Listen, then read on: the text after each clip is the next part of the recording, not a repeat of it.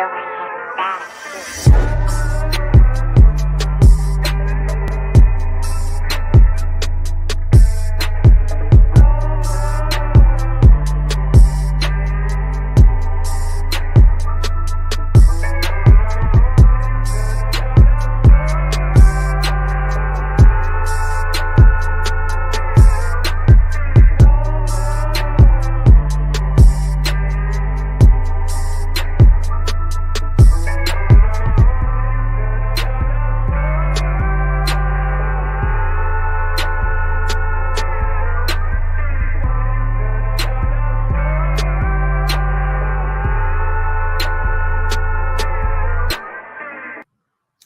What's up, primates? I'm Shane Skeptic. Welcome to my channel. Today with me, I have Thomas Westbrook. Thomas, how are you doing today, man? Fantastic. How are you? Not so bad. Why don't you really quickly introduce yourself, your channel, Holy Koolaid, and then elaborate particularly on the Nothing Fails Like Bible history, what that is. Yeah, so my name's Thomas Westbrook. I was a missionary kid turned atheist. And my journey has involved all kinds of experiences, from faith healing to prophecy to visions, all of the things that you would deem supernatural. I experienced them. And over the course of the last 20 years, just, going to college, learning, throwing myself out there, I've found more naturalistic explanations for just about everything that I encountered, and slowly went from being very religious, very superstitious, very supernaturally oriented to a skeptic. And in the last 4 years or so, I started a channel called Holy Koolaid, where I take all kinds of claims about, psychic phenomenon, to flat earthers, to you name it, alternative medicine, young earth creationism, and I'll break down those claims in a very laser focused way. And I'll show, how do we know whether or not it's true? And how can we tell what the truth is? Like, how do we know what we know? And I've been doing that for a while. I just broke about, I think, 185,000 subscribers. So I've been doing this full time. Nice. It's my full-time job. And in the last year or so, I started a series called Nothing Fails Like Bible History, where I've always been curious about the origins of the Bible, specifically the Old Testament, and where these stories come from, because I was taught the biblical version of it. And I wanted to know how much of that is historical, how much of it is mythology, how much is legend, and can we tell the difference? And so I've been diving in and really exploring, like, what are the experts saying and why? How do they know these things? What tools are they using? What methods are they using on the ground? And that's kind of how the series was birthed. All right, awesome. Yeah, I, growing up, like anyone, or I shouldn't say anyone, but most people who were Christian, I was taught that the Bible was entirely a true story. And I even had this idea that, like, if I could prove even one thing in it to not be true, then I would have, it was discredited as the word of God for me. Mm-hmm. So I've never been particularly interested in the historical aspect of it, but you kind of go from when you grow up and you believe it's a true story, and then become a skeptic, and all of a sudden you're like, okay, talking animals, virgin birth, global flood, there's no evidence of, you lose the belief in any of it. Mm-hmm. But then, I couldn't help but get to wondering at a certain point, how much of this is actually a true story? Because it seems like it would most likely be the case that, like, some of the things being described in this story would be based on true events. Of course, this is the only way we are able to document any wars that have taken over place in the past couple thousand years, or obviously longer. So I'm a little bit interested in just how are we able to kind of demonstrate if we have, like, a reliable way to know that one historical war that took place a few thousand years ago actually happened, as opposed to a story like in the Bible where, you have millions of Israelites in Egypt and you don't see any remnants to kind of resemble that. Yeah, absolutely. First, I want to touch on the thing that you said right before that, which is trying to examine the Bible in an objective way can oftentimes be really difficult, because, you want to know how much is historical and how much is mythological. And just because there is one error or two errors or 100 errors, that doesn't mean that the entire text is ahistorical. It doesn't mean that the entire text is flawed. And so Right. being able to parse through and separate out what's true and what's not, I think is important. And I would say that if you're really going to be fair and you're going to be objective, you'll use the same standard across the board. So you're not just going to bully up on the Bible. You're going to apply the same standard that you would to, say, the Epic of Gilgamesh, or to Right. ancient Egyptian mythology, and these Genesis stories that are found in various cultures. You have different origin stories for the Norse gods, for the Greek gods. For pretty much any culture has some way of explaining how we got here, and they're always widely different. But in addition to that, they have their history, and they have their heroes, and they have various legends and stuff, and some of it's based loosely in reality, some of it not at all, some of it entirely. And so as far as the method of how we figure that out, I think that's what you're kind of wanting to dive into. Yeah. And for that, there's a number of different standards, and a lot of times it kind of blows my mind how little this is taught in high school classes, especially high school history classes, because everyone has heard of the scientific method, right? Like I would assume almost all of your viewers know, okay, so you create a hypothesis, you test the hypothesis, you observe the results and stuff, and then you reshape your hypothesis if it needs reshaping, or you continue to test it. Like it's Right. And that's a really, really simplified version of the scientific method. There's a million different ways that you can test it more accurately, that you can set up double-blind tests and things. And people are kind of becoming more and more aware of those things, of like what a placebo is. But when it comes to history, it's almost like there's just this void, and people don't realize that there's a similar method for examining historical sources and seeing if there's actually any validity to it. And I've never seen this really brought up, and this isn't really fair. Like I was going to say I haven't really seen it brought up by biblical scholars, but like I'm sure they do, but there's also a lot of cherry picking. But if you want, I can just dive into what some of these methods are, and we can kind of go one by one and talk about them. Definitely, because that's exactly what I wanted to talk about. Because, as someone who's never taken a college class, what I could say is in high school, when you're taught anything in science, you're not just taught the conclusion, you're also taught, and here's how we know it.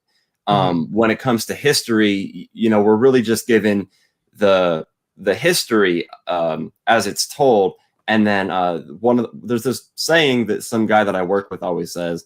He always goes, history is always his story, as in to say whoever won is the one who is able to document what happened. So you'll never be able to get the full scope, because you only get, like the war story, like according to the winner, is kind of his point on that. So even that isn't entirely true, because you have a great example of this is the Battle of Kadesh, where you have the Egyptians facing off against, I believe it's the Hittites, and they're coming head to head against coming to blows. Now, I should preface this by saying, like, I'm not actually a historian. I'm a hobbyist. So if I get stuff wrong, don't crucify me for it. I'm just a layperson humbly trying to figure this stuff out. That said, with the Battle of Kadesh, you have, if you go down to Egypt, you have multiple cited accounts of this glorious victory where, Ramses came in and he just completely slaughtered his foes and he outwitted them and triumphed against them. And you'll see this on the side of temples and reliefs carved like in multiple cities throughout Egypt.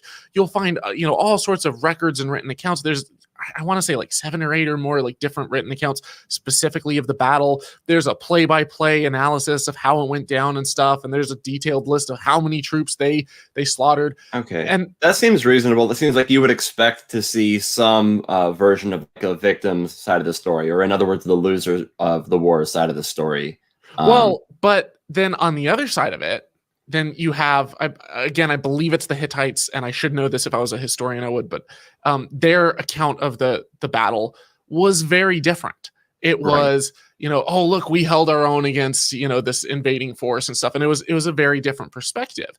And the fact of the matter is that Ramses didn't drive them out. It was kind of a stalemate. He, basically encountered them in a particular battle, fought, neither side really won. It was at best a draw, and then they kind of withdrew. And they both wrote down these different accounts. And then from that point forward, there's correspondences and trade and things like that. But the point of the matter is, just because one side, in that case, it was kind of a draw, so it's not the best example, but even you look at things like the Holocaust, where, the Allied forces were victorious, but that doesn't mean that we don't still have written accounts and pieces of propaganda and all sorts of stuff from Nazi Germany telling the German perspective. So you can get both sides. It's not always, and especially when you're dealing with events of such magnitude, it's really hard for one side to completely wipe out all traces or memories of the other side and just rewrite history. But the victor does write the history books usually, so it's you have to take that into account. So it's like there's some validity to that point, but also everything you said along with it, like, you know, you would have other accounts of it that go beyond simply with the person who won the war or whatever it was that happened. To find. So I'm glad that you mentioned, you know, you prefaced this by stating that you're not a historian yourself, so you're not presenting yourself as an expert, but rather just someone who's also into skepticism and critical thinking, and therefore a little bit more of a reliable source for someone like me to talk to, who, you know, I don't know anyone who's an expert, so I don't have any experts to talk to. I know that you've at least had a few experts on your channel to discuss things of this topic. So yeah, what are some of the methods that you were about to get into? Yeah, so first off, when you're trying to figure out, for example, if, let's say you want to know if someone actually existed. So in this case, we were just talking about the Battle of Kadesh, so we'll talk about Ramses, right? Mm-hmm. Did Ramses actually exist?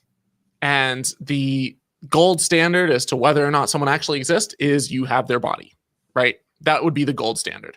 That is really, really hard to attain to. Like that's really hard to accomplish if you're going back 2,000 years, 3,000 years, 4,000 years, because even like bones, dense bones, even your teeth, after, you know, several hundred years, they don't really usually hold up super well to the elements.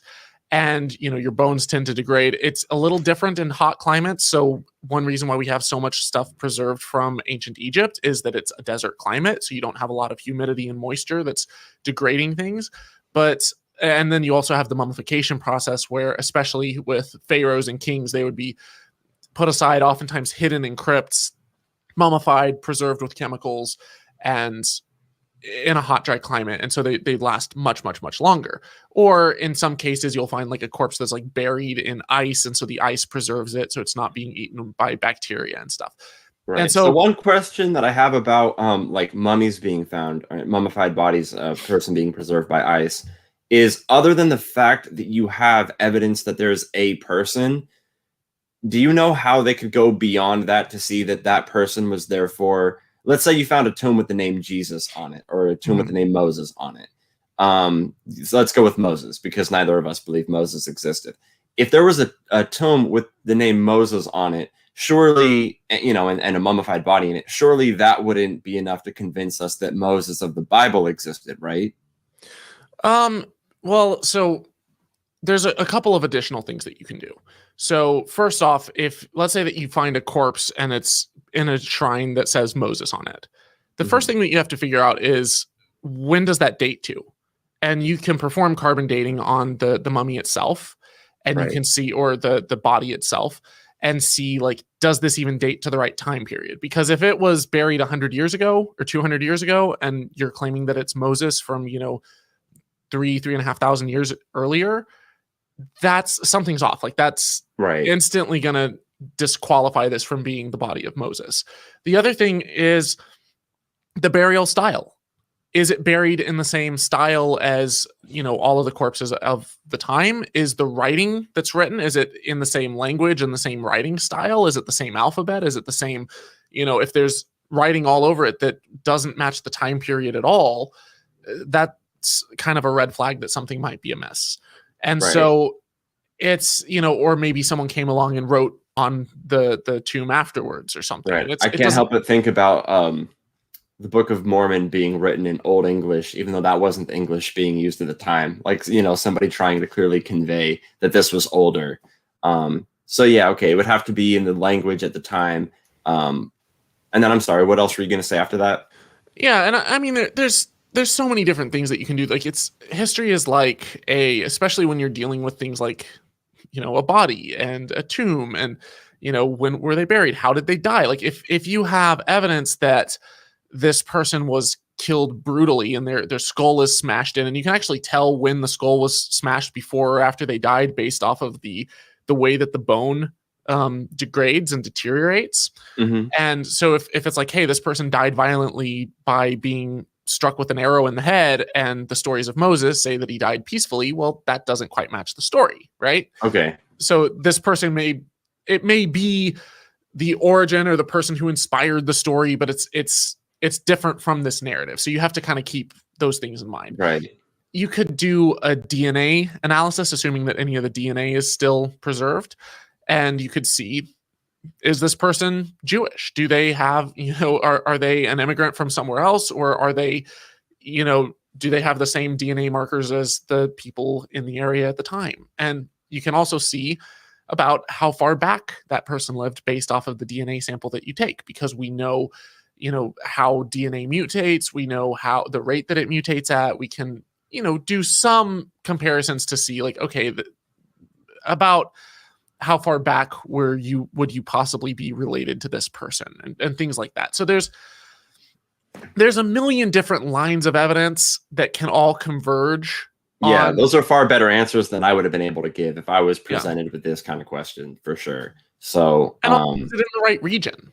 If you find a body that's, way up in, I don't know, Armenia, and they're claiming that it's Moses, and apparently Moses died before making it to the Holy Land and getting out of Sinai, then obviously that's a mess, right? Yeah. Moses would be particularly difficult to prove, considering that he died in the book he was writing as he was writing it. However that happened. It was Deuteronomy that he dies in, right? And he's claimed to be the author of that book. Yeah, he's most. I want to be careful, because most biblical scholars don't actually think that Moses wrote the first 5 books of the Old Testament, right? And one of the reasons Bible for claims that he wrote them, but the scholars say otherwise. The Bible claims that he gave them the law. I'm not sure that it claims that he wrote like Genesis and Exodus and Leviticus, Numbers. The Bible, I guess it depends on what copy you have, because my copy actually, it says the first 5 books of Moses in it. Like in each book, it'll say like the 3rd book of Moses, Numbers, etc. Yeah. So, well, and then you also have to be careful there, because if it's like the book of Moses, does it mean that Moses wrote it, or is it, a book about Moses and his, the law that he brought? It's, okay. I want to be careful. I want to be careful there. Yeah. But then, so I also want to place another caveat when it comes to finding a specific person or a specific body. That's actually really, really hard to do. That's really hard to find. If you look at, the various lineages and genealogies of various kings, even in like big empires and like Sumeria, Acadia, the Babylonian kings, like most of their bodies, like we don't have. In fact, even if you have a list of them, we don't necessarily even know where certain cities are, like entire cities. And so when you start going back and trying to look for a specific thing or a specific artifact or a specific person, archaeology just isn't that precise. The world is huge and stuff degrades and breaks down. So just because you don't find a body, it doesn't mean that someone didn't exist. But there's other methods that you can use to kind of parse mythology from history. Right. I would also always be careful to get the point across that, I guess bluntly, the absence of evidence isn't the evidence of absence. The fact that you don't find evidence of somebody existing isn't proof in itself that they didn't exist. But also, if we don't have any other form of evidence, it seemed like you were about to say, then we're left without reasons to conclude that figure existed. And the question comes down to, I would agree that to some extent that absence of evidence isn't necessarily evidence of absence. So if it's like, hey, we didn't find a body, therefore they didn't exist, that's a long shot. You can't do that. But if it's something where there should be evidence if something happened. So an example of this would be the Bible specifically describes 600,000 Jewish slaves, male slaves plus women and children. So about 2 million people who left Egypt. And some parts of the text imply that there was a significantly larger section that remained in Egypt, and that those 2 million wandered in Sinai for 40 years and then moved into Canaan, conquered the entire region, had these massive battles where hundreds of thousands of people were slaughtered, and they destroyed like multiple tribes. There's like 12 different huge battles and cities that are taken over, and they just completely, there's this massive upheaval and they take over this entire region. That is something that there absolutely should be evidence for. Right. That's the kind of claim that it seems most plausible that if that were to happen, we would have some way of knowing about it. Yeah, you would see a huge upheaval in culture. You'd be digging down through the archaeological layers, and it would just be like, okay, so and typically the way that archaeological strata work is that like the lowest layer is the oldest and the highest layer is the youngest. Now, obviously there can be some shifting and stuff, and it can be a little more complicated, but typically speaking, you'll find at the very bottom, what you should expect to find if this biblical narrative was true is that you would have these layers of Canaanite strata where they're like worshiping all of these foreign gods and have all of these idols and have all this stuff. And then you just see these massive destruction layers where the city is burned and completely sacked. And then all of a sudden from that point on, it's all like Jewish altars and Jewish gods or the Jewish God, Yahweh. And, you would see before that, you'd see pig bone, consumption of pigs. And after that, there wouldn't be any. And you'd see the writing would change and the style of writing and the language that they speak and all of this stuff. The type of dress and the type of garb that they wear, their different cultural traditions and stuff are all, you would expect to see that. You would see. Right. It seems like there's more of a burden on the person who has to explain why we don't see any evidence of all of that existing in a specific region if they're claiming that people of that culture were in that region. Not just that, but if they went through and they just completely slaughtered and wiped out these people, you would expect to see hundreds of thousands of skeletal corpses and bodies and things like that. You would, not all of them would be preserved, but you would see huge destruction layers that would all be synchronized in terms of time. So you would go to, 12 different cities around, like these huge cities, and you would be digging down and you're dating the various strata and seeing like, okay, here's a destruction layer that happened around 1200 BCE. Okay, what about this other city? Well, this city didn't get destroyed in 1200 BCE. It was, thriving for hundreds of years after that and for hundreds of years before that. And then this one was, destroyed 500 years earlier, and this one was destroyed 500 years later. And it wouldn't match up if the biblical narrative wasn't true, but it should match up if it is. So like, there's things like that you should expect to find and you should expect to see that you don't. Even like the style of pottery that's being used should change, because pottery is sort of like iPhones. Like, how with iPhones every year you get a different model and a different style, and you can kind of tell if you find an iPhone that's buried about what year it's from. Or cars is kind of a better example, because cars are spread out over the last 100 years or so, and you see different makes and models of cars. And so if you dig down and you find an old car that's a 1960 Ford or something, then you can probably get kind of an idea for around what period. Not exactly when, but give or take a couple decades, you get a pretty good idea. Yeah. And it's the same way with pottery shards and pottery fragments. If you find a piece of pottery from the Minoan civilization, you're going to be able to tell pretty easily, because they use different types of markings. They use either huge pots or small pots. They either taper in or they don't. They'll have handles on the sides, or different size handles or things, and different types of markings and different coloration and different ways of baking them. Like there's so many different ways that pottery was made, but pottery shards last. And so when an archaeologist is looking through various strata or layers of their dig and they find pottery shards, that's one way that they can get kind of a rough idea of like, okay, so it's pottery fragments that match this particular civilization in terms of the style that they used. And, 95% of the pottery is this style, but 5% is this. So there's probably some trade with this outside culture that used that style of pottery.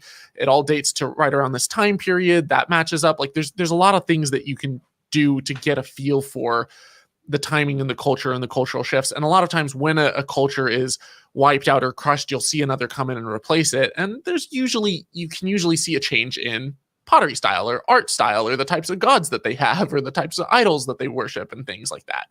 And you just don't see that with, so when I say absence of evidence isn't evidence of absence unless you should expect to see the evidence there. This is one of those cases where if that entire narrative was true, you would expect to see it. Does it mean it didn't happen at all? Not necessarily. It could have been way, way, way scaled down, and it was just, a really tiny, tiny tribe, and it came in and it didn't really displace anything. But it does mean that the literal literal description of these battles that are, they're wiping out all of the Canaanites, completely displacing them, slaughtering hundreds of thousands of them, that part you can pretty much conclusively say is not historical. And most archaeologists now, the vast, vast, vast majority of archaeologists, that's indisputed right now. Right. Okay. So I guess if anything, with events, particularly like as described, where you would expect to see evidence, if it seems most likely the case that there would be an overwhelming amount of evidence, in those cases, the absence of evidence is at least a sufficient reason to doubt it. Because we're not saying evidence it didn't happen, but like you said, almost conclusively say that something like that didn't happen. Let's just say that there's a serious burden of proof for any event of that size and magnitude, and it doesn't meet the burden of proof. Yep. Okay. So now we've talked a little bit so far about actual, finding actual artifacts, finding bodies, like actual physical archaeological remnants, actual archaeological evidence for various things. Now, the next step would be, I would say, textual evidence. So everything that we've been talking about up until now, this applies universally to all of history, right? Like this, you can go back and you can find, various elements and use these forensic methods to try to figure out what happened. And you can try to piece things together, even if it's, 5,000, 6,000, 8,000, 10,000, 100,000 years old. If it survived to the modern day, you can try to use whatever methods are reliable. Obviously, DNA breaks down after a certain point. There's certain limitations, but you're still dealing with artifacts. The next thing that I want to talk about is history, because this all applies to prehistory as well as history. But once you get to the point where there's the invention of writing and where people are actually logging down events and saying what happened and saying who's who, now you're looking at textual events. Like you're looking at actual literary documentation of things that happened. And so now it gets kind of tricky, because if you have one person writing about the great events of, the Akkadian Empire or Emperor Sargon and all of his conquests, if you have multiple people all writing about it, then it's like, we don't have a body. We don't have necessarily any artifacts or anything from, this person or this time, but he still was most likely a real person. So how can you tell with textual sources what's purely mythology versus what actually happened? And I think for some of this stuff, you always have to take it with a grain of skepticism. But if we're looking at something like, the birth of Venus, right? You have people talking about, Venus being, and I'm not an expert on Roman mythology by any stretch of the imagination, but you're talking about a goddess that's being born, and you'll see the famous painting of Venus born in this shell and stuff. And it's like, well, I personally don't believe in Roman gods. I don't believe in the Roman pantheon or the Roman deities. And so I'm not going to really buy into any of that stuff unless I had some sort of conclusive evidence that there actually were Roman deities, that these pagan gods were real. And if there was some evidence for that around me, then I might change my mind. I might kind of examine it a little bit more closely. That doesn't mean that the cities mentioned or that some of the people or heroes mentioned in the stories and in the legends weren't real people. It doesn't mean that they weren't real places. It doesn't mean that some of the events and battles and wars didn't actually happen. A great example of this is the Iliad and the Odyssey, where they mention the Battle of Troy. And for a long time, people thought that Troy wasn't a real place, but it turned out that it was a real place. And it turned out that, there actually was a battle there. And they're talking about, Greek kings and people from, the surrounding areas and stuff. And it's like, how do you parse through what's real and what's not? And for that, this is where we really start getting into the meat of the historical method. specifically with source criticism. So how can you tell if a source is reliable and if it's not? And can you think of some things that may make a source less credible or more credible? Pretty much for me, anything miraculous or magic. So seas parting would be a story that involves seas parting to me is less credible than, say, Socrates and Plato existing. Okay. Yeah. But even then, for example, a sea parting, someone who still thinks it's historical but doesn't believe in miracles might say, well, there was a really strong wind, there was a bit of a land bridge, it just caused it to dry up and be marshy. I've heard some people try to make that argument. And now that you could take kind of that approach and still not believe in, gods and demons and angels and stuff. But it's kind of like, well, then is the Bible the divinely inspired word of God, or is it not? And if you don't need miracles and you have a purely naturalistic explanation, then it's like, well, the story itself, aside from what you believe, aside from whether you're a Christian or an atheist or whether you believe in the supernatural or not, you can still look at the story from a perspective of, is it historical or not, and try to apply that lens. You could say, well, maybe the Red Sea crossing was, that part was metaphorical, or it was a shallow crossing or whatever. But as far as whether or not this source is reliable, the things that I'm thinking of, and I'll give you one example, is in source criticism, there's 6 specific things that were laid out by, I believe it was, I've got it pulled up actually. It's Gilbert Garrigan and Jean Delangles came up with this method for these 6 different criticisms. And the first one is actually the time that it was written. How long after the event was it written down? So a great example of this is Jesus, Muhammad, and Moses, the kind of 3 big figures of the 3 monotheistic Judeo-Christian Muslim religions, right? Or Abrahamic religions is the proper word for them. So in this example with these 3 patriarchs or prophets or whatever you want to call them, in the case of Moses, the stories about him were written down centuries, at the very least, centuries after he lived. So if the Exodus happened, there's various estimates on it. I've seen everything from around 1600 to 1200 in that range of when biblical scholars say that Moses most likely led the Jews out of Egypt. And the reason that they give those dates is because the Bible will talk about how long after the Exodus the temple was built, and we have a pretty good idea for when that happened because it's mentioned in extra biblical sources. And so you're able to kind of pin it to things that we know when they happened and then use the biblical time to go back. Some people say that that's not literal. Some people follow genealogies, but approximately anywhere in that time frame, even if you give it a generous estimate and you say, okay, let's say that Moses died in 1200 or 1100 BCE. Even if you go with that, the actual text that we have wasn't written until centuries later. So it's a little tricky because they say, well, the Bible was compiled by King Josiah, but it was based off of text that was hundreds of years older, so it actually was written, but we don't have that text from hundreds of years earlier.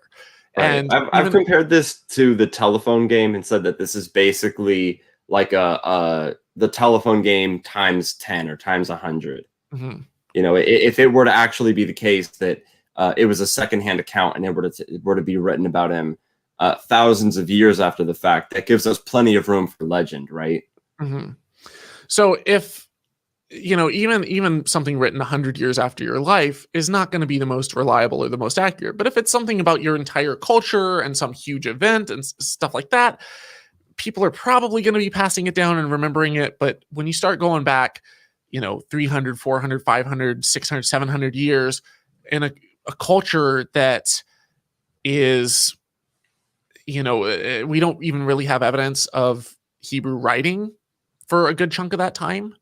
And so it's like the earliest writing systems that we have are actually cuneiform tablets. And then we've got some Egyptian hieroglyphics, but there's no mention of any kind of Exodus story in, either, I say cuneiform, but cuneiform is the type of writing. It'd sort of be like saying a Latin alphabet, but there's multiple languages that use it. So you have the Akkadians and the Sumerians both using cuneiform writing, but you don't see the origin of Hebrew or any Jewish script until significantly later. And like after the Exodus, you see kind of proto Canaan or proto Hebrew written text that's like around the 900s BCE. That would be about 300 or 400 years after the Exodus, if not longer. And so it's like that whole time period, you don't even really have an alphabet for them. And then, several hundred years after that, then it may have been written down, and several hundred years after that is when it was most likely compiled. And then a couple hundred years after that, around 200 BCE, is when we have the earliest text of it. So we're looking at about 1,000-year time span between when the events happened and when we actually have a extant copy. And extant just means the opposite of extinct, like an actual copy that we have to this day that survives. Our oldest copy was written down about 1,000 to 1,400 years after the Exodus took place, depending on where you place the Exodus. So if I'm not mistaken, you're saying for the first maybe 1,000 years after the Exodus, the documentation and storytelling of it was passed through oral traditions, and it was about 1,000 years later, so it was being written down. Well, if it was passed through oral traditions, if it happened, that's assuming that it happened. It would have had to have been. Yeah. Okay. And so it could have had some, much smaller story. So it could have been that there's a couple of different tribes, and there was Egypt and Israel are right next door to each other. So there's a lot of interaction going back and forth. You're going to see various Canaanite peoples coming and doing trade with Egypt and living among the Egyptians, and the Egyptians conquered the land of Canaan, which is where modern day Israel is today, and where the Jews allegedly moved in and conquered. But actually, we know from historical evidence and archaeological data that the Egyptians actually conquered that entire region for the whole time that the Exodus was supposed to be taking place.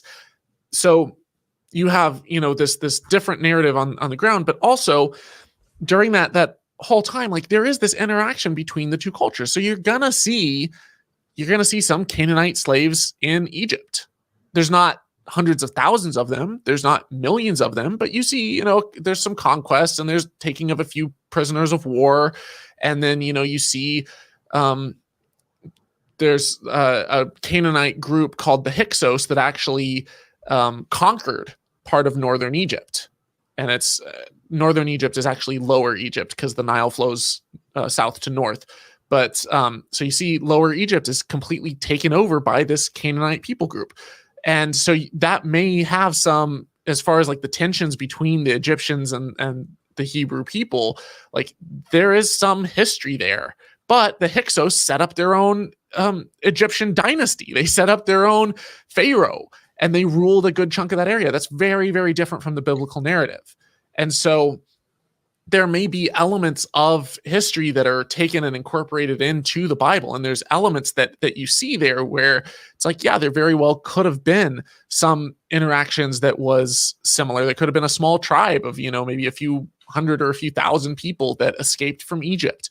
You have a people group called the Shasu, and the Shasu worshipped a god called Yahweh, which is literally Yahweh of right. Is the name of the God of the Bible. But at the same time, if you don't look at the big picture, the Yahweh did become a part of the Canaan pantheon, but he had a consort. He had a wife. In fact, there's mentions of Yahweh and his Asherah, and it's talking about, an Asherah was this goddess, this Canaanite goddess. And you see all of these Asherah figurines all over the land. Okay, that's news to me. So yeah, there's all of this stuff that you start getting the big picture, and it's okay, there are going to be elements of the biblical story because it is these people in this local region writing about their history and their experiences. But when you start going back 1,000 years, and they didn't really, up until that point, hadn't really been logging really, really detailed history the same way that we do today. It's oftentimes history was exaggerated, by leaders, and the Pharaoh would conquer this area and be like, oh yeah, I slaughtered 100,000 men, and it's like that whole region at the time didn't even have that many people, so like how could he possibly have slaughtered 100,000 people? So it's you expect there to be some exaggeration. You expect people to write things in a propagandistic way to lay claim to their ownership, to show how they're the rightful owners and they've been given this land by God, and it's a very dramatic story. But you have to take that into account, like how long after the event was it written? So the first thing with textual criticism is the length of time since it happened, from when it happened until it was written down. So in the case of Jesus, it's about 70 years after his death, maybe a little bit less, that you start having the Gospels written. Maybe 50 years. It kind of 50 is the number that I've heard most often, but I'm just going with what I've heard. We have a few fragments from the oldest Gospels that are about 50 years, and then I want to say that the oldest complete Gospels are quite a bit afterwards, but they were probably written earlier. And so it's much closer. It's like, okay, here, this is a time span where the disciples and people who were contemporaries of Jesus very well could have written and recorded this stuff down. Now, most biblical scholars even don't attribute Matthew, Mark, Luke, and John to any of the disciples. They're most likely, what's the word, pseudographical, where it's they take on the name of someone else, but they didn't actually write it. Right. And so it's like that's a little more reliable in terms of the time than, say, the story of the Exodus. It's significantly closer to the time of when Jesus lived to when it was written down. Still doesn't mean that all of the miraculous stuff happened, but it's much closer to passing that hurdle than the Exodus story. And then when you get to the Quran and you get to the stories of Muhammad, you're looking at like several years after his death. It's not like this massive time difference. And so it's even closer to the time of his death that people start writing about him. So, and in the case of Muhammad, we have a body, right? I don't think so. No. Okay. No. I could be wrong on that because I'm not I could as well. So expert, but I'm pretty confident that the answer is no. Okay. So then the next thing, so you want to look at how long since it was written, and then where was it produced? Obviously, if you're reading a piece of literature that was written in India that's talking about this great battle that was fought in the UK, it's like there's such a proximity difference there that, especially if it's like before the, I want to say 19th century with, steam locomotives and stuff, or before people were really traveling, in like the 1500s, 1400s, before there was massive trade routes and, the Silk Road and stuff, then it's like, if someone's writing something on the other side of the world about something that took place elsewhere that they heard third, fourth, fifth hand that was passed down, then it's like, they most likely weren't a eyewitness account. They're probably writing about some story that's been kind of trumped up. And so how far away it is matters. If someone in, the Greek homeland is writing about a war that took place in Sparta, but they're not a soldier and they're a historian and they're telling about this thing that happened somewhere else, it's not going to be quite as reliable as someone who actually was there, boots on the ground, writing about what was taking place. So distance from the event, time from the event, and then authorship, like who actually wrote it down. So in this case, there's a number of factors that come into play. Is the author, do they have incentive to exaggerate? So I was talking a second ago about the Egyptians at the Battle of Kadesh. Yeah. Absolutely, 10,000% had incentive to talk himself up as this great divine leader, this Pharaoh, this godlike person who just conquered and crushed his foes. Nobody should dare stand up to him.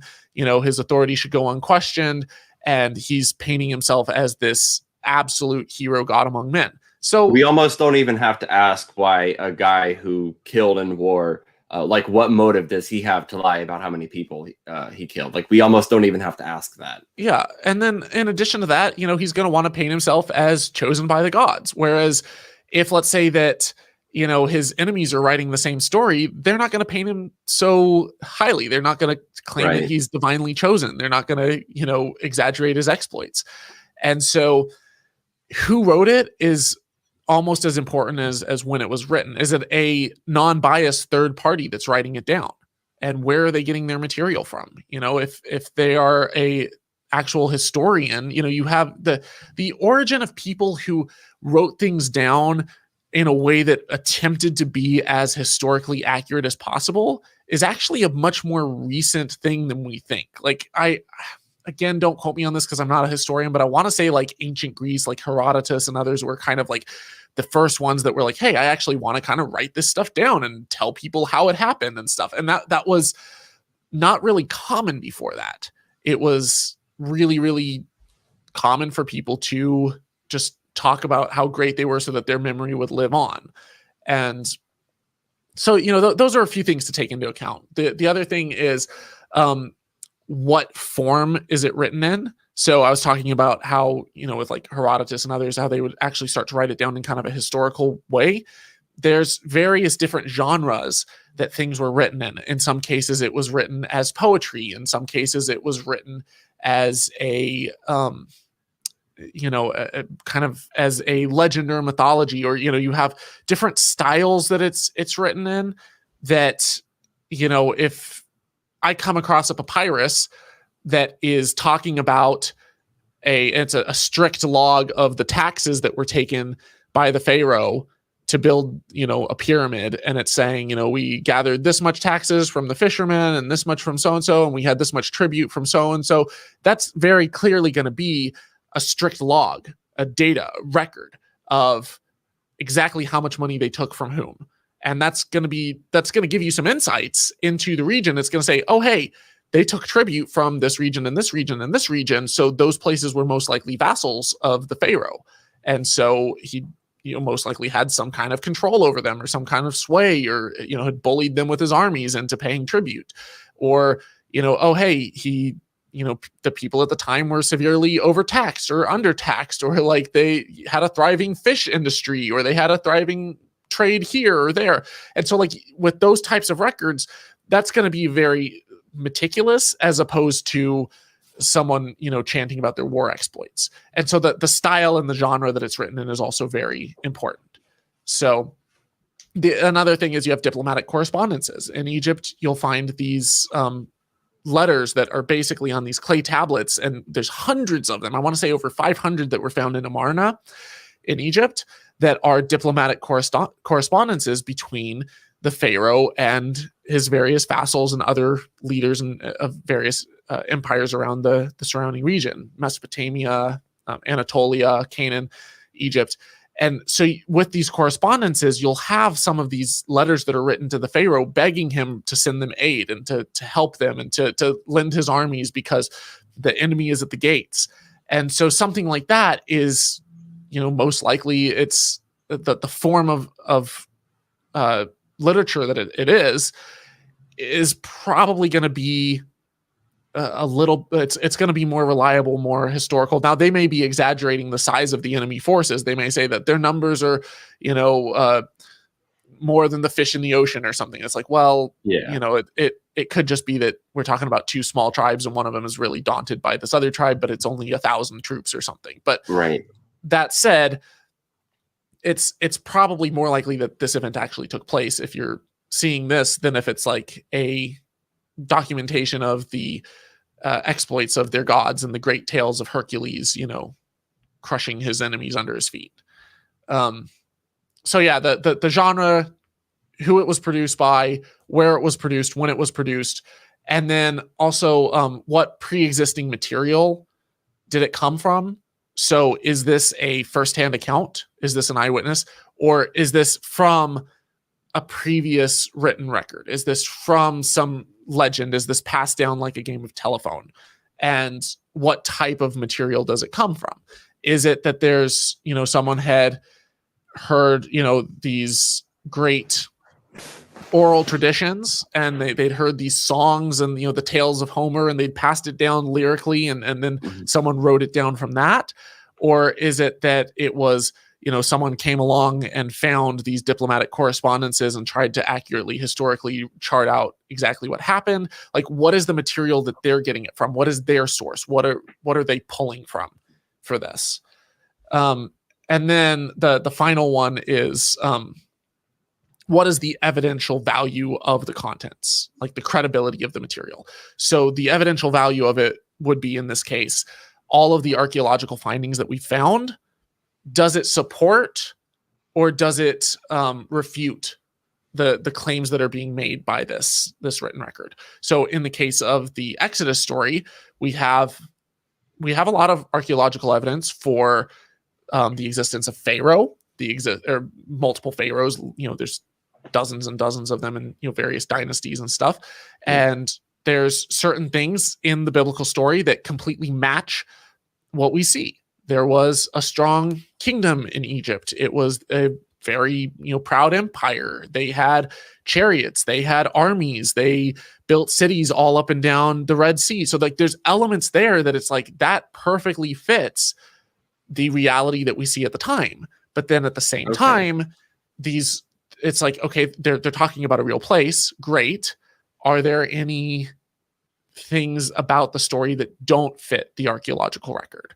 And for that, I mean, I've gone pretty in depth as to the things that disprove already the story of the Exodus. But when the evidence doesn't match the text, then you have to ask yourself how much of it is true and how much of it is not. And if you're going with the textual source that doesn't clear any of those hurdles, like let's say it was written hundreds of years after the fact by an anonymous author that was, ways away from where it was written. In this case, it's not too far from where it was written, but if it's someone who's, up in, Judah writing about something that allegedly happened, down in Egypt and that happened 1,000 years earlier, or that happened even, 500 years earlier, and you don't know who the original author is, you don't know anything about the pre-existing material or the text that they pulled it from, because, they say it wasn't a firsthand account.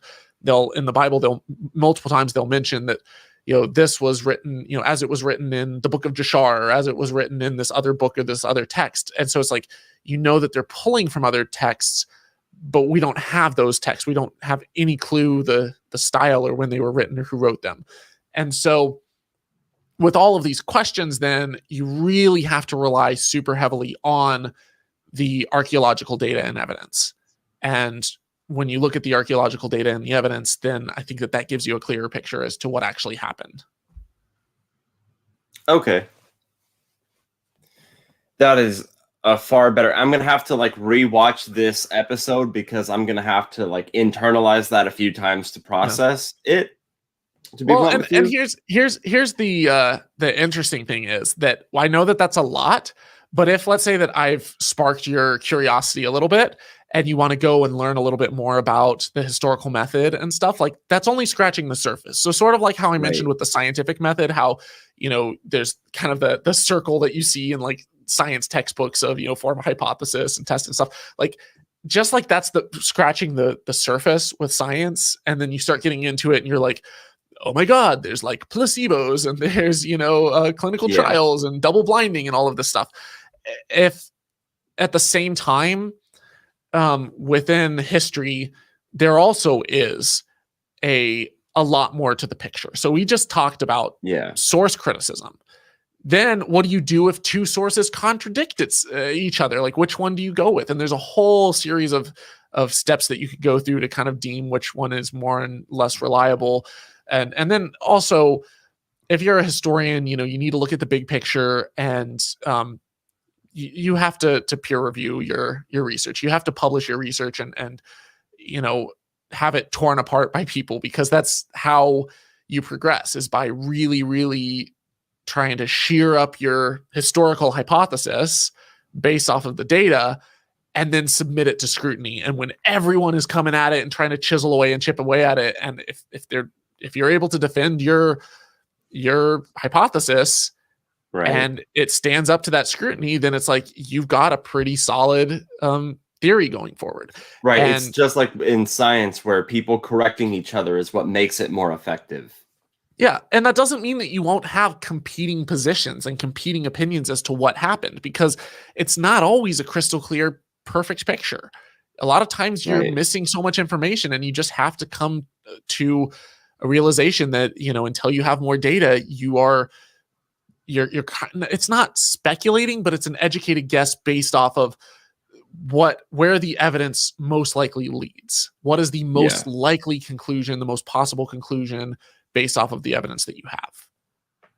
Right. And I would have to say that this is kind of why, if somebody were to ask me, in the case of Abraham Lincoln being killed, as opposed to some of these far-fetched biblical stories, like, why is it that because I had somebody pose this argument to me before, where they're like, why is it that you believe Abraham Lincoln being assassinated, but you don't believe in talking snakes? And it's hard for me to kind of just say that, like, I have a much higher burden of evidence when it comes to claims like talking snakes than I do for something like a guy being assassinated. I have multiple examples of people being assassinated. It seems plausible to me. Obviously you can't be an expert on everything, but I guess it's good to put forward the fact that we do have reliable ways of knowing. For example, Abraham Lincoln was assassinated, as opposed to far-fetched biblical stories that have been passed down through oral traditions for the first few hundred years, at least, of their time. Yeah. Well, and I mean, for starters, we know that Abraham Lincoln was a real person. We have photographs of him. We have his signature. We have bills that he signed and speeches that he wrote.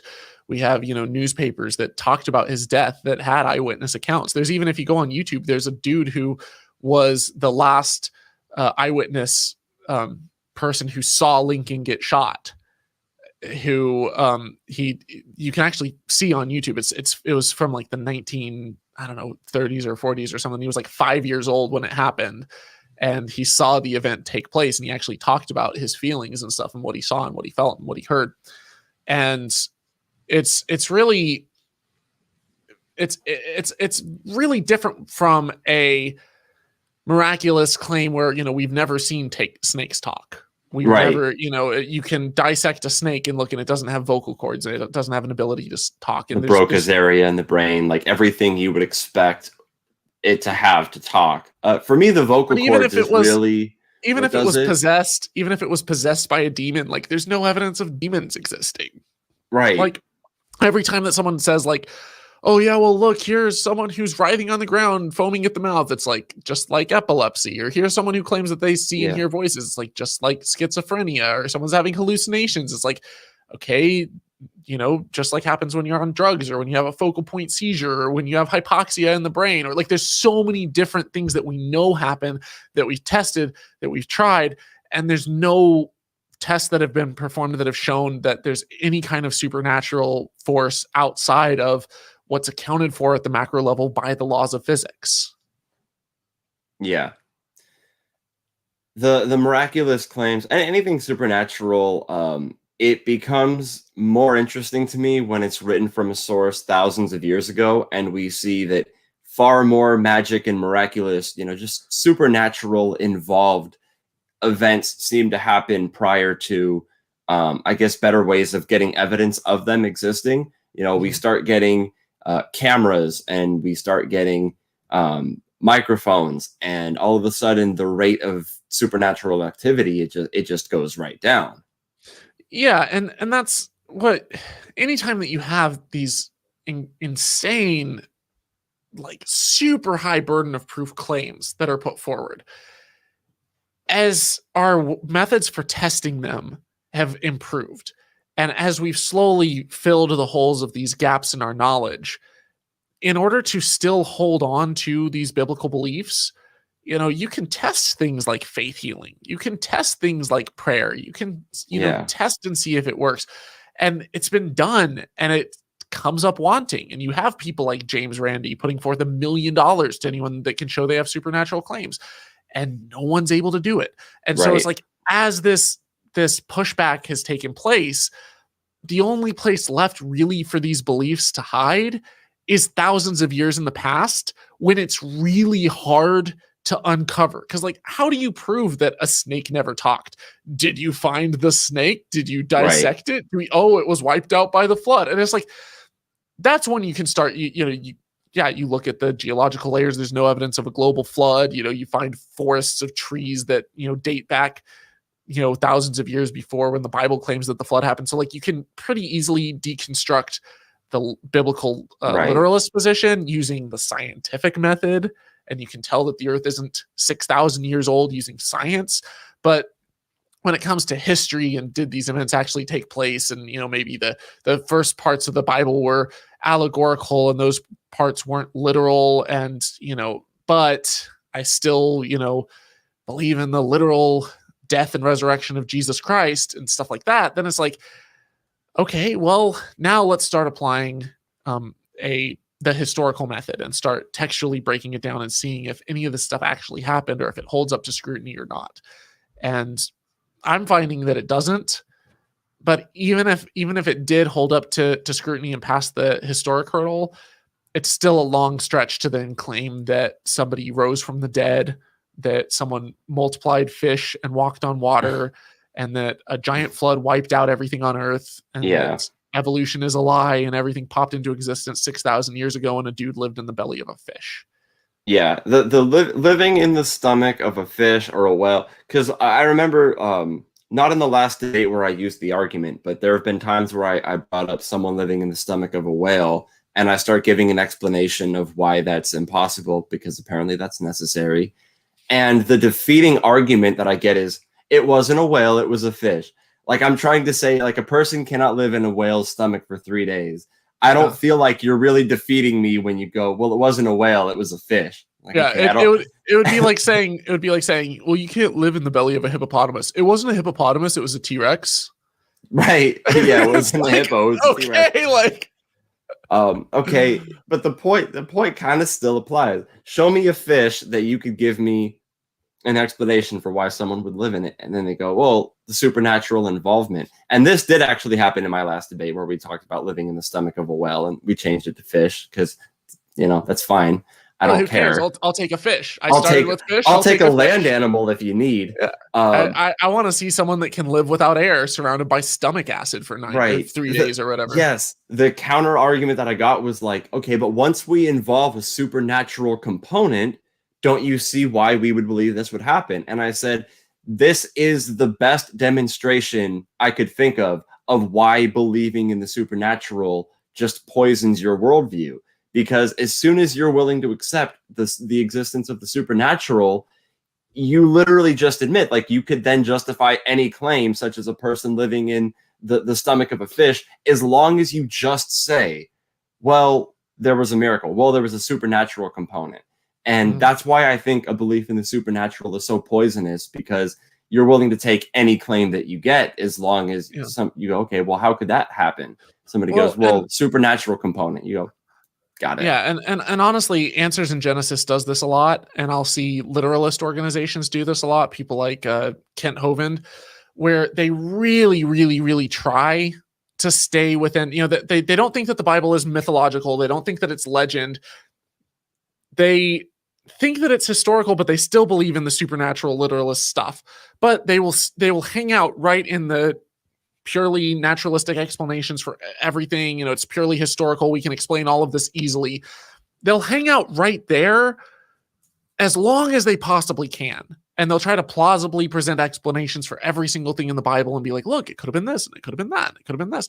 And as soon, though, as you start breaking it apart and saying, wait a minute, but you can't explain this naturally, but you can't explain, a giant flood that covers the entire world naturally, or you can't explain people taking care of millions of animals, or even if you want to say it wasn't millions and it was thousands. I mean, a great example of this is Ken Ham building a giant boat to show how, look, it's possible. You could totally fit all of these animals in here. It could totally be feasible. It's totally practical. And then the second that you show that it's not, then they retreat back to the God magic. God did it. You can't question this. It's supernatural. And it's just this kind of smokescreen, like, throw all for, I can't explain it, therefore God. And it's like, how do you even approach or argue against something like that, because it's like Right. they've thrown all reason out the window, and it's just like everything is just like, nope, I've got the magic bullet that explains everything. And it's Right. like, When they think they have a good argument, they put it forward. And if you get them to realize it's not a good one, they just, like you said, retreat back to the supernatural. and it's you could apply that same argumentation to anything else, and you would Literally be anything. laughed out of the room and not taken seriously. So for example, if I was like, Elvis is still alive and he's living on the moon, and you're like, wait, but how did he get there? How did he build a spaceship? How did he, there were aliens, but we never detected the aliens. And, oh, God, magic, God did it. It was just supernatural. You can't explain it. It's just some super amazing, wonderful thing. Once you introduce an omnipotent being, you can do anything. Santa Claus. He keeps track of boys and girls, what they do. Oh, well, he's got really sophisticated technology, and he's got really good surveillance systems. He taps into the cell phone networks. And, oh, but how does he get from every single house just in a day? Like, oh, he employs Amazon Prime. And how has he lived for hundreds of years? Magic, don't question it. It's all magic. Man, I really hope that Santa's elves have a better work environment than Amazon warehouse workers do. I don't know if they're providing toys for every single kid in the world, and they're having to live in the North Pole. I guarantee you that they probably got it worse than peeing in bottles up there. Worse than Amazon conditions. That's horrible. Okay, so I guess, yeah, like we were saying with the with anything with a supernatural component, the burden of proof is just raised a lot higher. I guess it's simply the case that the standard of evidence is not as high when a claim is more plausible. Yeah, if I make a claim that, there was a guy named Jesus, and he was Jewish, and he existed, and he was a carpenter, that's not an unusual claim. There were probably a lot of guys who were Jewish who were carpenters. There were a lot of guys named Jesus, or it would have been Yeshua, which is like Joshua. And that was a really common name. It was a really common profession. It was there's absolutely nothing there that makes me skeptical. And especially if there's multiple written accounts, even if they're significantly after his life, it's like, fine, that's cool. Like there's no real burden of proof there. It's not, or at least it's not a heavy burden. It's like, okay, even if this person didn't exist, there's plenty of evidence of people who were carpenters, or written accounts of people called Joshua and things like that. But as soon as you start making claims about walking on water and feeding 5,000 people with a couple loaves and fish, and rising from the dead, and, raising other people from the dead, and curing leprosy by like spitting on the ground and putting mud in their eyes, and, turning water into wine. It's like, then you start having this huge burden of proof, because it's not just, did some dude live? It's, now you're claiming that there's a supernatural realm, that there's a specific God that favored this specific person who was the son of that God, and that there's a Trinity that exists, and that all of these stories in the Bible are true, and that he's got this master plan, and that we've all inherited original sin from like our ancestors who ate like a piece of fruit in a garden. And even if you don't think that all of that is literal, you still are having to come face to face with the terms that here's some dude who performed all of these supernatural crazy things and like came back to life. And I'm sorry, but the dead don't come back to life. Like, that doesn't happen. It's just biology. Don't bring up near-death experiences, because that's not death. That is a near-death experience. I'm talking about total brain dead, buried, for 3 days, and then all of a sudden, boop, you're back up and walking around. No, this, like, within 10 minutes of you dying and having oxygen cut off from your brain, you start to break down and deteriorate. Your brain literally starts to like rot and decompose. And, you get serious brain damage from the anoxia, or the lack of oxygen in your brain. Like, it just doesn't happen. It's impossible. And so when you're making a claim like that has never, ever been demonstrated in the entire history of the world, and you're like, oh, well, but we don't have a body, and we don't have a tomb, and there's kind of guesses from hundreds of years later as to where he was actually buried. And we do have some written accounts that were written decades after his life. and that have certain bias and reasons for writing them the way that they were. And there's a lot of conflicting accounts and conflicting gospels, because there's not just the four. There were a bunch that were written after, like, the Gospel of Judas, and the infancy Gospels of Thomas, and like a bunch of others that all have very conflicting accounts of this character.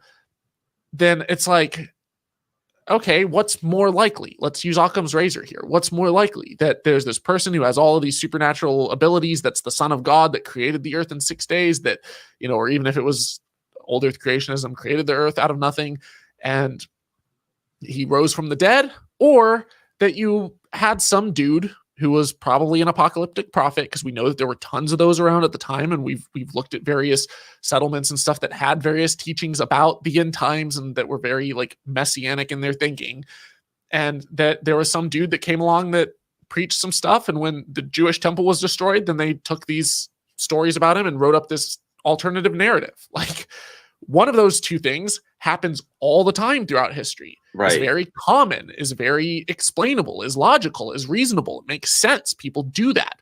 The other is something that's never been demonstrated. That's this like insane, far-fetched claim that has a tremendous burden of proof. Right. And so it's like, if you're choosing between the two of those, it's like one of them has to make a lot of assumptions about the world that have never been demonstrated and aren't substantiated, and the other doesn't. Right. And so you're always picking between something plausible and something that has never been demonstrated. We have no examples of. And in any given case, you should go with the more plausible claim, especially when, like you were saying, it's something that we have plenty of examples of people doing. We have plenty of examples of people exaggerating or writing or changing, throughout history. And no examples of someone rewriting the laws of physics to, walk on water. They try. Well, you can walk on water. It's just, it has to be a lot colder than the Sea of Galilee gets usually. And I saw Chris Angel float in person. It's called walking on ice. No, but one thing that's kind of crazy to me when I thought about another thing that always kind of mind boggled me as a kid when I left Christianity, but I still believed in a God, was the claim that Moses had a staff that turned into a snake when he threw it on the ground. He could pick it back up and it would turn back into a staff. And I just thought, this idea of like, imagine if you could go back in time to, around when this story was being written, and you knew magic tricks, like the kind of stories that would be written about you, the kind of things you could convince people of, if you could merely do magic. And again, neither of us believe in Moses, but it made me stop and think, how many people were simply able to figure out what a magic trick was and just baffle everyone because it was thousands of years ago and people couldn't explain it. Like, that guy is floating. He's clearly God.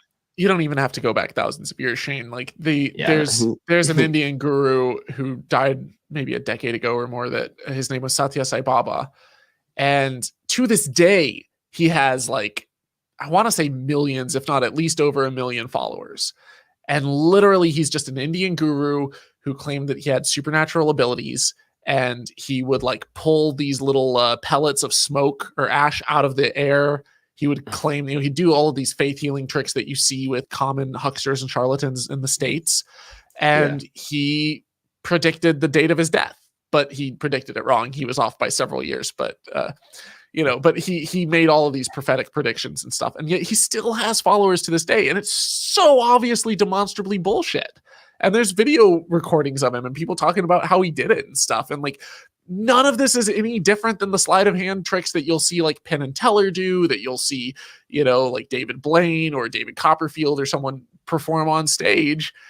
And everyone knows how to do them who's like even remotely invested in the magic community. Right. Like if you've read a book on magic tricks, like the essential basic tricks going back 200 years, all of this stuff has been very well known in this community. It's just that there's enough people outside of the community who don't know how tricks work. They don't know how sleight of hand works. They don't know how, these psychological games and things like mentalism works. And so they fall prey to it. But you go back even further, before the invention of the internet, before the rise of the scientific method or of skepticism. And of course people are going to buy it by, you don't even need people to buy it by the thousands. You just need a couple of really convinced avid followers to write down a story and be like, look, I saw this. And everyone's like, oh, wow, that's amazing. Bob saw this. Right. They already believe that earthquakes are caused by angry deities and volcanoes are the angry fire god and stuff. So if Bob comes along and says that he saw that, somebody made fire shoot out of their arms, and so therefore they're a god, it's like, well, yeah, it makes sense. Gods are all around us. Yep, the belief in God makes it all just more plausible, and just poisons just any belief in supernatural or magic poisons the rest of the thinking process. And yeah, you're right. You wouldn't have to go back thousands of years to convince people that you were some kind of prophet or something if you were able to simply perform magic tricks in front of them. I mean, especially just if you go to like a third world country where people aren't very educated.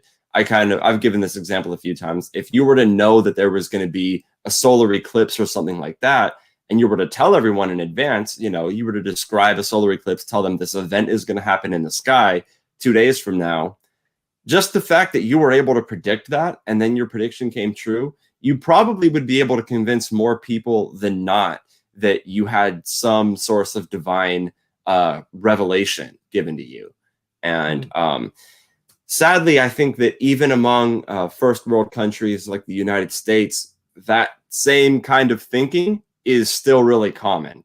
People are a little bit more advanced than that, but not as much as they like to think. Well, I have some hope because I see the level of belief in some of these things is shrinking, especially in the US. And a large part of that is the rise of not just the internet and access to information, but also the rise of people, like you and your channel that are talking about this stuff and that are getting the word out and the message out of why there's reason to be skeptical and reason to doubt. And at the same time, though, you have people popping up left and right. There's a dude named Grandmaster Wolf who claims that he's got magical chi power and he will, cut his hand and then wave his hand over it and show how it's perfectly healed. And it's like, he's not actually cutting his hand. I know how he's doing the trick, but it's just because you may not know how something is done doesn't mean that it's supernatural or that it's paranormal or, energy healing or something. There's psychics, people like Teresa Caputo and John Edward and others who they'll do a cold reading or a hot reading on someone. And, all of these tricks are really well known. And I've shown them on my channel in my Psychics Exposed series, but they'll go through and they'll be like, oh yeah, I'm, feeling this and this and this. And they're shotgunning stuff out into the crowd and using statistical probability or researching people ahead of time and having earpieces like some psychics have done. Yeah. If you could do that, that's even better. But some of them are able to get people, do I have someone with a name that begins with a letter between A and Z? And some people are gullible enough to go, my name starts with a B. And, it's usually not that vague. Usually it's not that vague, but it feels more impressive because they'll hone in on specifics. So they'll be like, I feel like you did you lose someone with a last name that starts with a J or an M? And it's like, okay, I could understand if maybe someone said it starts with a C or a K because I'm just hearing a K sound, but like J and M are some of the most different sounding letters that you could possibly think of. And yet they're just so happen to be the two most statistically likely names, like based off of, if you look at the top 500 names in the US, according to the Social Security Administration, J and M make up like 20% of them. Like they're only two letters, but it's like 20% of all names. And so if they know that there's people who've come into their audience that have lost a loved one that are looking to reach out to someone, then they'll reach out and they'll be like, I'm feeling like a J or an M name. And then the person's like, Jimmy, I lost someone named Jimmy or John or James or something. And sometimes they'll even go more specific. They'll be like, was it like a Jim or a James? Because like James, not John, is actually the most common name in America. And so they're like, are they connected to a James or a Jim or Jimmy or John or something like that? And the person will be like, oh yeah, not the person who died, but like, oh yeah, his brother's name was James. And it's like, they like, if you're wanting it to fit and you're reaching out, wanting to make it work, you'll find things to tie. Oh, especially if you with. want to believe that it's true. If you want to believe that that person's talking to your dead sister or whatever. Psychics are some of the most absurd, like of all the different types of woo that as a skeptic I find worth talking about or debunking. Skeptics are the ones that are almost the most infuriating to me. Psychics are? Yeah, because just because of the fact that, for one, I find it very difficult to think that they believe what they're saying they believe, just because of the fact that hot reading and cold reading, I can't imagine anybody knowing what hot and cold reading are and thinking that they're doing something magical. Like, they're clearly aware of the fact that they're taking advantage of the people. Some of them might not be, though. Some of them might actually think they're helping. Honestly, but for those people, what percentage do you think actually believes, like, in psychics who are doing this for a living? I can't give you a percent, but I will say that your average, just run-of-the-mill, hole-in-the-wall psychic shop, or not even necessarily someone who does it for a living, but someone who claims that they have psychic abilities, I don't think that most of them are intentional, deliberate con artists. Okay. All right. Now, I'm going to be careful how I say this, because some of them can be very litigious and like to sue. Right. I'm not going to say who, but let's just say that if someone is on TV and they are a full-time psychic for a living, the vast, vast majority of them absolutely know what they're doing. Yeah. If they're pulling in 6 or 7, 8 figures a year or more, and they have book deals, and they're, going to crowded audiences and stuff, and they're, especially the ones that selectively edit their videos afterwards to show all of the hits that they got. Right. They might have a 2-hour reading, and they'll only show like a 10 or 15-minute highlight of the best bits. Now, some of that is just, okay, like, sure, if you want to show a highlight, not everyone wants to watch a 2-hour video. I get that. But when there's like miss after miss after miss and fail, and people who just show the highlights, people come back from these readings going like, what, this person, like, they didn't get anything. And then you see them go on a live show and they just do abysmally and horribly, but they're jumping from one miss to the next, just rapid firing stuff off into the crowd and shotgunning things. And they're using these statistical tricks. Or the ones like Thomas John, who literally had a New York Times article written about him. And I did a video on him where he got caught reading things from a Facebook page, and he had like either an earpiece or he'd memorized stuff and had literally was saying things specifically pulled off of that Facebook page, like verbatim, like the dog's name and everything. But it was like a fake Facebook page that they had made up for a sting operation, and none of it was real. And he was just reading this stuff off, or like having it like set into his earpiece. And he's like, I feel like you lost a dog named Buddy, and like your dad has heart problems, and maybe he died of like a heart attack and stuff. And he's just going through this list. And literally the 2 people in the crowd that are sitting there are just like, oh yeah, oh wow, amazing. They're crying, but like none of that shit was true. It was all like fake Facebook accounts, right, that their team had set up for them. And then tagged Thomas John and said, "Oh yeah, hey so-and-so, we should go to his show." And we're going to his show. And so he had, ahead of time, him or his team or someone had done the research and pulled all this information from the thing, or from the Facebook page. And then when they showed up and were sitting down, he was like, "Oh yeah, I feel like did somebody lose a twin? That, I'm getting the name Randy or something." Like I forget the names exactly, but it was like very specific. And they're like, "Oh yeah," and they stood up, and then he just like starts going through all this Facebook stuff. So it's like there are cases where people are really like hardcore caught red-handed. Yeah. And in those cases, it's pretty easy to say like they know what they're doing. Yeah. And when they know what they're doing, that's I just think obesely immoral. Like it's just one of the most messed up things I could think to do to a woman who lost her child, to convince her that like you're talking to her kid who died.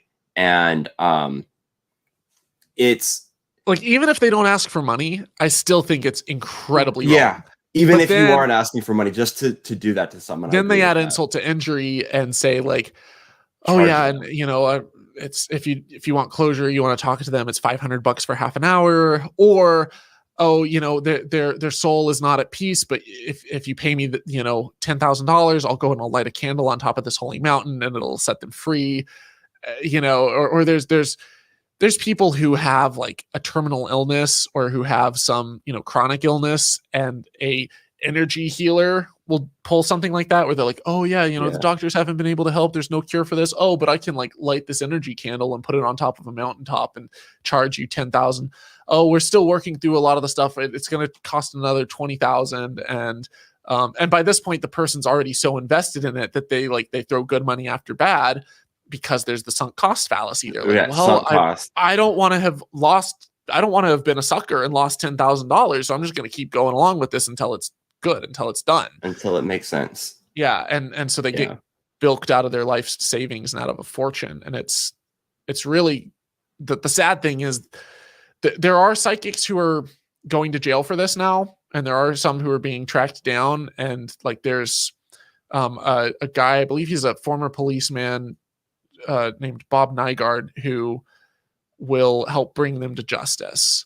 But even in that case, like, he's overwhelmed with, case after case after case of people being, how many of them there are. Me?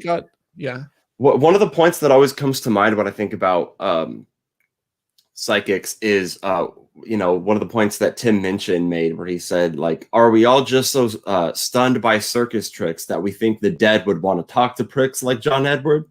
Yeah. And I think that's a pretty good, like, if you analyze that point, like, are you really just so willing to accept that this is some fascinating trick that you think that dead people even want to talk to this guy? Like, even if this guy could talk to the dead, like, why does your dead relative want to talk to him?